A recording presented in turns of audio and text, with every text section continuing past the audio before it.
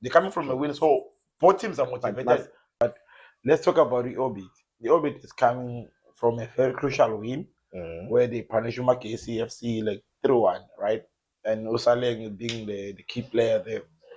So obviously these guys, they are highly motivated, from coming from Marquez. But each and every team that going to play Kaizer Chiefs or Orlando Pirates or your Mamelodi Sundowns, they don't need motivation. Yeah, they are already motivated that they're going to face these kind of teams. that's true. So already Kaizer Chiefs on the other side, and it's gonna face that pressure. What if these guys are already motivated? Yeah. Yeah.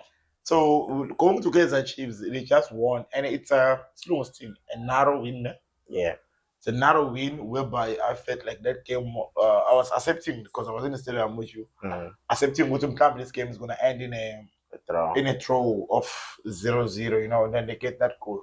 Yeah. But with them also, it's also motivation because they're like, oh, we are back on our track. We want to collect this point. And it's games like this that win you in the league.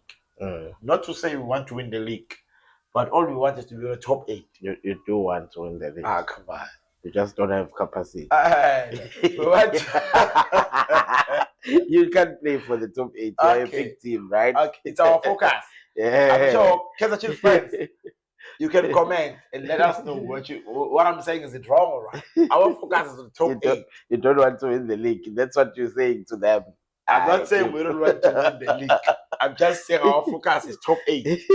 So, and the only thing that can catch you go top 8, it's winning games like league. I'm sorry to say, but small teams like Orbit, college kids who camp in the rest. But I think this game is gonna be interesting because both teams are coming from a win. Yeah, they're coming from a win, so both teams are motivated. So they are already motivated. But with Orbit, they are motivated to play against Kaizer Chiefs by default.